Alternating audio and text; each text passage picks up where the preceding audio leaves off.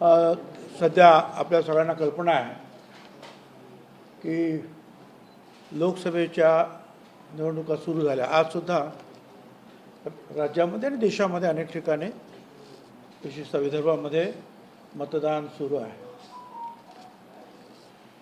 आणि काही ठिकाणी जे आहे महाविकास आघाडी किंवा महायुती अजूनही काही कोण कुठे उभं राहणार आहे उमेदवार कुठल्या पक्षाला ती जागा जाते याच्याबद्दल अजूनही चर्चा सुरू आहे. नाशिकच्या बाबतीमध्ये होळीच्या दिवशी जे आहे आम्हाला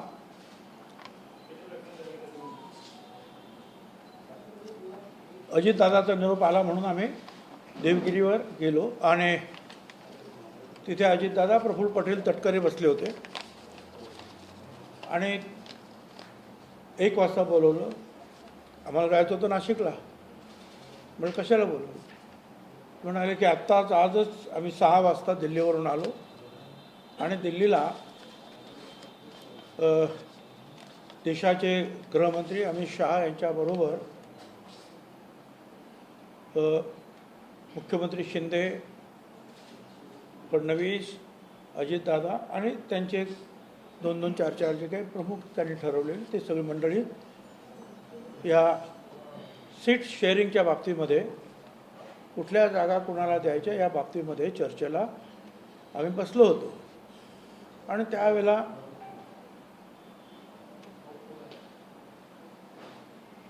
नाशिकच्या जागेची चर्चा सुरू झाली आणि अजितदादा म्हणाले की आम्ही सांगितलं की आमचे आमदार आहेत खाली, आम्हाला ती सीट द्यावी.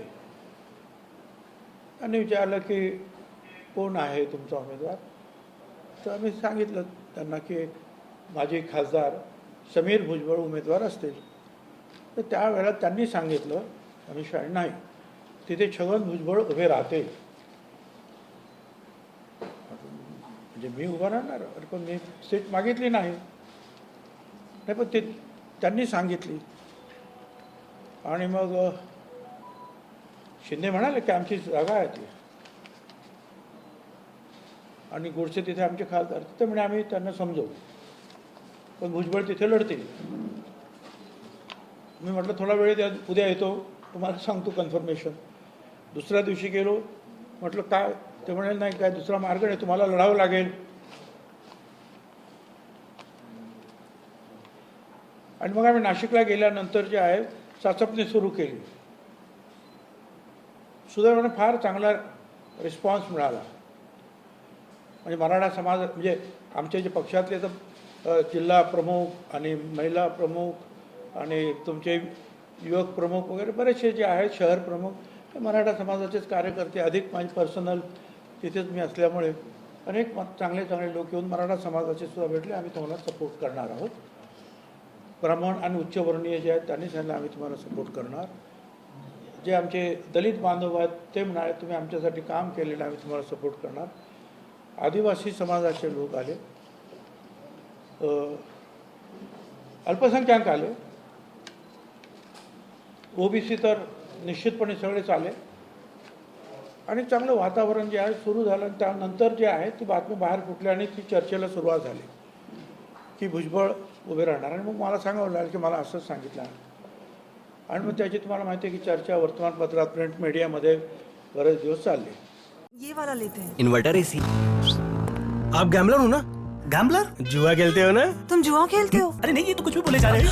इतनी महंगी और नाजुक एसी खरीद कर स्टेबलाइजर नहीं लोगे तो ये जुआ नहीं हुआ तो क्या हुआ? सिर्फ एक फ्लक्चुएशन आपके इन्वर्टर एसी के पार्ट्स को डैमेज कर सकता है. उसे वी गार्ड से सुरक्षित रखिए. V guard, India's number 1 stabiliser. आम्ही सुद्धा जे आहे हळूहळू कामाला लागलो, लोकांशी चर्चा करायला, बोलायला लागलो. परंतु जे पुढे इथे त्या जागा जे जाहीर करताना आणि उमेदवार जाहीर करताना वेळ लागायला लागला. बरं हे सांगता हे खरं आहे का तिथे दिल्लीत असं ठरलं आहे याची शहानिशा करण्यासाठी मी देवेंद्र फडणवीसांना फोन केला आणि त्यांना सांगितलं आपण समीर भाऊला उभं करूया नाशिकला. ते म्हणजे नाही, तुम्हालाच उभं राहायला सांगितलेलं आहे केंद्रातून. म्हटलं नक्की? हो म्हणे तुम्हालाच उभं करा. बावनकुळेनं विचारलं. बावनकुळे मी होतो ना तिथे, मोदी साहेबांचा निरोप होता आणि अमित शहा साहेबांनी सांगितलं की तुम्हाला उभं राहायचं आहे म्हणून. मी होतो त्या मिटिंगमध्ये. बरं म्हटलं मी जस्ट कन्फर्म करून घेतलं, खात्री करून घेतली नक्की आहे का, आणि त्याप्रमाणे आम्ही कामाला लागलो. आता मला असं वाटलं की पहिल्या आठवड्यामध्ये आता हे आमचं जरी बोलणं झालं तरी नियमानुसार जे आहे पक्षानं युतीनं जाहीर करायला पाहिजे ना ती जागा. पण नंतर कळलं की चर्चा सुरू झाल्या. तिथले खासदारांचे काही प्रश्न होते, आणखी कुणाचे काही प्रश्न असू शकतील, नाही असं नाही. पण पहिल्या आठवड्यात झाला नाही, पण दुसरा गेला, तिसरा गेला, आणि तोपर्यंत 3 आठवडे मागच्या, कारण साधारण होळीच्याच दरम्यान विरोधी पक्षाचे जे आहेत महाविकास आघाडीचे उमेदवार जाहीर झाले आणि ते कामाला लागले. म्हणजे आज जवळजवळ 3 आठवड्यापेक्षा जास्त ते त्या नाशिक लोकसभा मतदारसंघामध्ये फिरत आहेत आणि त्यांचा प्रचार फार पुढे सुद्धा गेलेला आहे.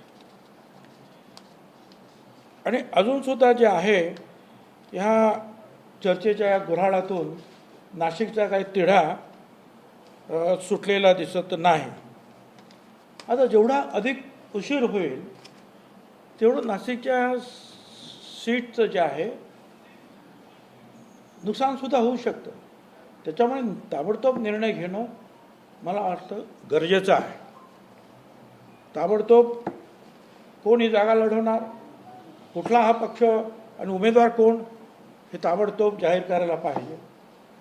नाहीपेक्षा उगीच अडचण निर्माण होईल त्या जागेमध्ये, कारण समोरचे पक्ष जे आहेत जो मला कामाला लागलेले आहेत. आता हे सगळं पाहिल्यानंतर हा 1.5 लाख आहे, संदिग्धता आहे, आणि मग मी ठरवलं की ही संदिग्धता आपण दूर करायला पाहिजे. 1.5 लाख आपणच उघडायला पाहिजे. आणि म्हणून मी आज इथे तुम्हाला सगळ्यांना आणि नाशिकच्या जनतेला आणि इतरांना सांगू इच्छितो की मी या नाशिकच्या उमेदवारीच्या संदर्भात पूर्णपणे माघार घेतलेली आहे. मी या निवडणुकीतून माघार घेतलेली आहे. पुन्हा एकदा सांगतो की मी प्रधानमंत्री मोदी साहेब, गृहमंत्री अमित शहा साहेब यांनी माझ्यावर विश्वास टाकला, माझं नाव सुचवलं, आग्रह धरला, त्याबद्दल मी त्यांचा मनापासून आभारी आहे.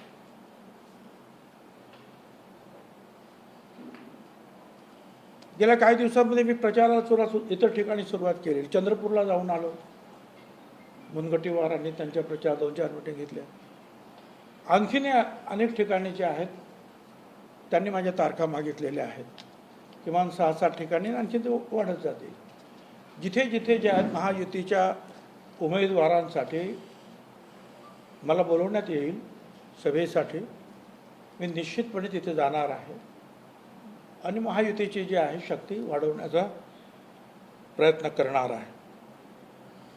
मी पुन्हा एकदा माझ्या पक्षाचे सुद्धा जे नेते आहेत, BJPचे नेते आहेत आणि शिंदे मुख्यमंत्री, सगळ्यांच्या मनापासून आभार मानतो. नाशिकमध्ये ज्यांनी मला पाठिंबा व्यक्त केला स्वतःहून येऊन, मग त्याच्यामध्ये अनेक पक्षाचे, BJPचे तर निश्चितपणे होतेच, ते पण होते, पण इतरांनी सुद्धा जे आहे की साहेब आम्ही तुमच्याबरोबर राहणार. किंवा मराठा समाजाचे जे आहेत अनेक लोक येऊन त्यांनी सांगितलं नाही, नाशिकच्या विकासासाठी आम्ही तुमच्याबरोबर राहणार. कारण नाशिकचा विकास 2009 ते 2014 या 5 वर्षामध्ये समीर भुजबळ तिथे खासदार होते, मी पालकमंत्री होतो, आणि मग तो इथून Mumbai Nashik road, flyover, Nashik Chandrapur, Trimbakeshwar, Nashik Poona, Nashik Yeola, Aurangabad, ring roads दोन्ही, एअरपोर्ट, बोट क्लब, नंतर कुंभमेळा येणार होता म्हणून गोदावरी नदीच्या काठाचे असलेले जे घाट वगैरे, वेगवेगळ्या मंदिराचे वगैरे प्रश्न तिथले, अनेक कामं जी आहेत रस्त्यांची सुद्धा आम्ही केली होती डेव्हलपमेंट. त्यामुळे त्या नाशिकच्या लोकांचं आमच्यावर प्रेम होतं आणि त्या प्रेमाखातीर त्यांनी सांगितलं की आम्ही तुम्हाला नाशिकच्या विकासासाठी आणि अर्थात मोदी साहेबांचे तिकडे 3 आमदार BJPचे आहेत, त्यांनी सुद्धा सांगितलं की मोदी साहेबांचे हात आम्हाला बळकट करण्यासाठी आम्ही तुम्हाला निश्चितपणे जे आहे पाठिंबा देणार. परंतु हा तिढा जो आहे हा कुठेतरी सुटला पाहिजे आणि कामाला लागलं पाहिजे. आणि म्हणून मी स्वतः जे आहे या निवडणुकीतून माघार घेतो आहे आणि ज्याने मला सपोर्ट जाहीर केला नाशिकमध्ये त्या मतदारसंघात, महाराष्ट्रातून इतर ठिकाणाहून काही फोन आले, त्या सगळ्यांचा मी मनापासून आभारी आहे.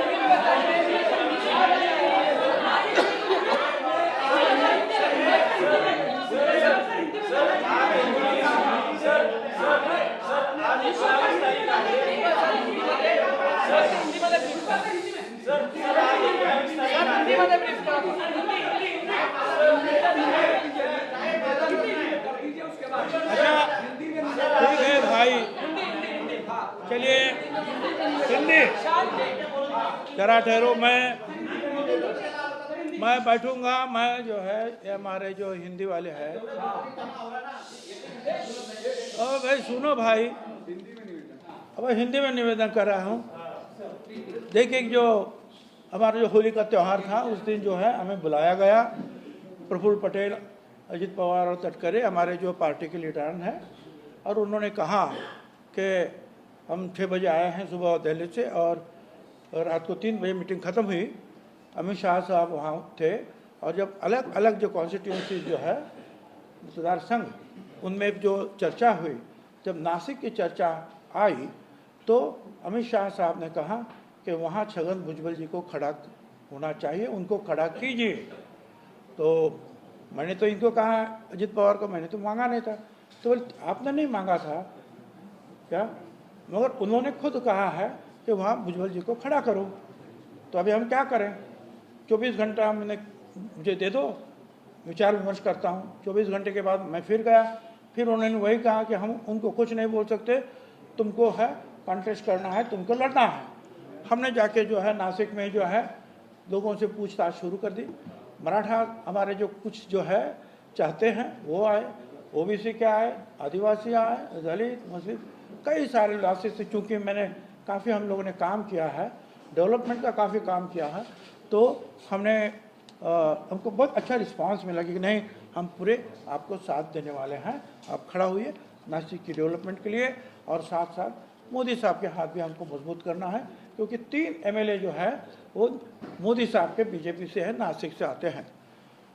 तो हमने भाई ठीक है, तो चर्चा शुरू हुई.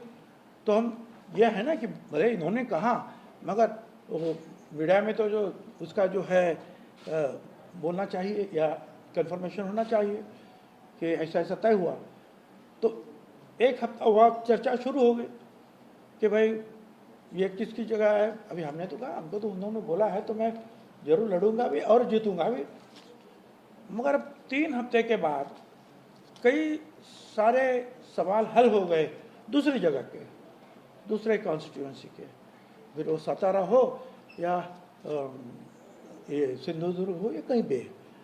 मगर नासिक का जो पहले होना चाहिए था, क्योंकि पहले जो हमको बताया गया वो 3 हफ्ते पहले अपना काम शुरू कर दिए, तो अभी तक जो है वो डेडलॉक में पड़ा हो, अभी तक वो चर्चे में रहा.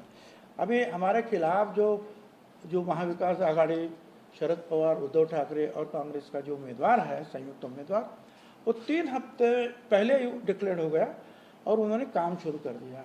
अब जितना समय जाएगा उतना जो है नुकसान भी होने का डर है. इसलिए हमने तय किया कि ये डेडलॉक जो है ये हमको ही खोलना पड़ेगा. इसलिए मैंने खुद यहाँ जो है अगुवापन लिया है और मैंने कहा कि भाई ठीक है, मैं इस चर्चे से, इस लड़ाई से हट जाता हूँ, मैं इस लड़ाई में शामिल नहीं होना चाहता हूँ. आप जिसको भी हो जल्द से जल्द उम्मीदवार और पार्टी का नाम डिक्लेयर करें महायुति, ताकि हम सब लोग जो है उनके काम में लग जाए और एक एक सीट का बहुत महत्व रहता है और उस सीट को हम चुन कर लाएंगे।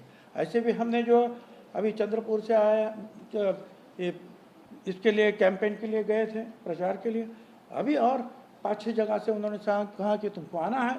हमने कहा जरूर आऊँगा और ज़रूर हम जाएंगे भी। तो मैं आपके जरिए जो है, जो विश्वास मोदी साहब ने हम पर जताया, जो विश्वास अमित शाह साहब ने जताया हमारे ऊपर और कहा कि नहीं भुजबल जी लड़ेंगे, मैं उनका तहे दिल से आभार व्यक्त करता हूँ कि उन्होंने मुझे कहा।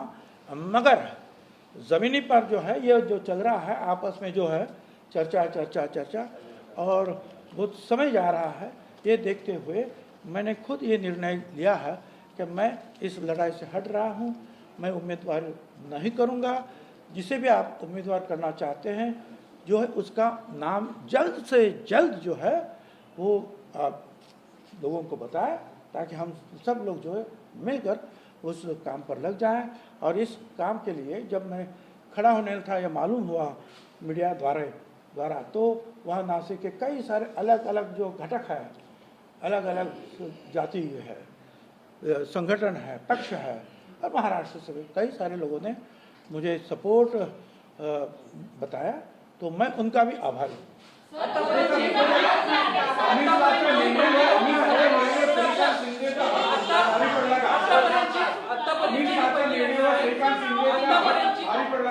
आतापर्यंतची पहिली घटना आहे पक्ष कार्यालयामध्ये एखादा उमेदवार येतो, पक्ष कार्यालयातनं पत्रकार परिषद घेतो आणि थेट आपल्या वरिष्ठांवर नाराजी व्यक्त करताना थेट मी वरिष्ठांवर नाराजी व्यक्त केलेली नाही। मी माझ्या वरिष्ठांचा जो आहे सन्मान करतो, त्यांचे आभार मानतो। एवढंच नाही तर दिल्लीतील जे आहे ज्येष्ठ नेते आहेत मोदी साहेब आणि शाह साहेब या सहित सगळ्यांचा मी आभारी आहे। फक्त असं आहे ना की कोणाचा तरी आग्रह असतो, त्याच्यामुळे चर्चा अडून बसतात, तर कुणीतरी तर याच्यामध्ये थांबलं पाहिजे। माझ्या आयुष्यामध्ये मी कधी अशा मला उमेदवारी मिळावं म्हणून कधीच थांबलेलो नाही आहे। काय उमेदवार ज्यावर तो डिक्लेअर, पण तिथे जरा थोडंसं जे हे खरं आहे की तिथे शिंदे गटाचे जे आहे, शिंदे साहेबांचे काय खासदार सध्या हेमंत गोडसे आहेत, त्याच्यामुळे त्यांचा आग्रह असेल किंवा दुसरं काही कारण असेल ते त्यांना कल्पना असेल। परंतु हा तिढा, सगळे तिढे सुटले परंतु हा तिढा सुटत नाही, तो सुटावा म्हणून मी पाऊल टाकलेलं आहे।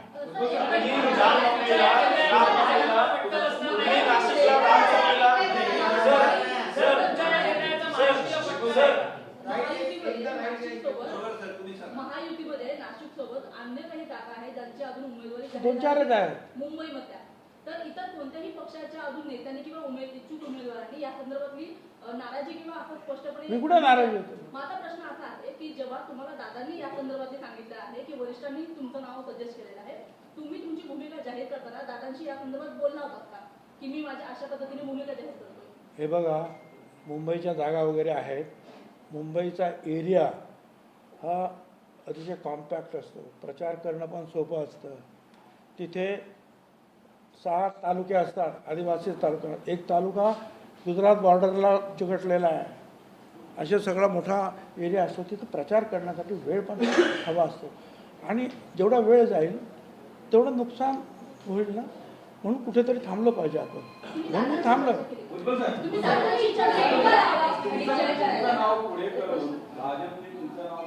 नाशिकमध्ये रत्नागिरी चिपळूणची सीट स्वतःसाठी काढून घेतली आणि परत तिथे हेमंत गोडसेला सिंधेगड करून उमेदवारी भेटणार असं तुम्हाला वाटत नाही का?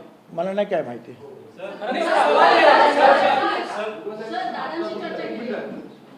तुमचा आता उमेदवारी माघार घेणं याचा अर्थ तिथे शिवसेनेचा दावा पूर्ण होणार आहे का? आणि मुळात ते महायुतीच्या लोकांनी ठरवावं कुणाला द्यायचे तिकीट, कुठल्या पक्षाला आणि कुठल्या उमेदवाराला। हे जे मंडळी बसतात चर्चेला ते ठरवतील।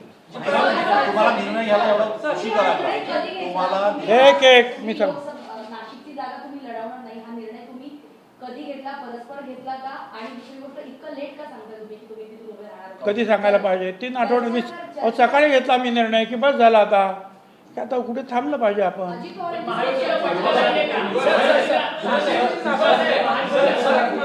सवाल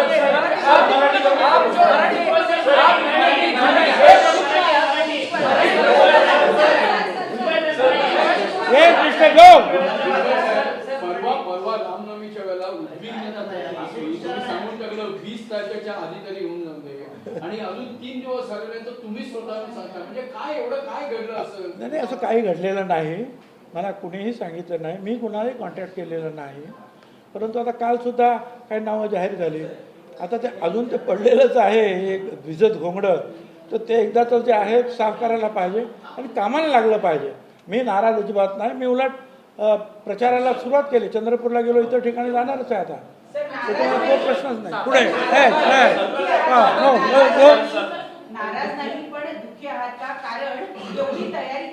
दुःखी होण्यासाठी पहिल्यांदा नाराज व्हायला लागतं.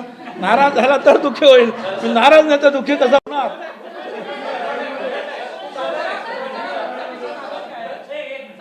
देशाचे सर्वोच्च नेते आणि महायुतीचे देखील सर्वोच्च 2 नेते हे सांगतायत की तुम्हाला दिलं पाहिजे, तुम्हाला उमेदवारी दिली पाहिजे, तरी देखील तुम्हाला उमेदवारी मिळत नाही.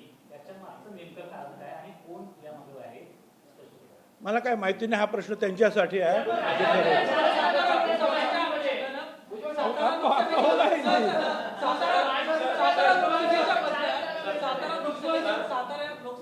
मेरे ख्याल से जो है मुझे जो कहना था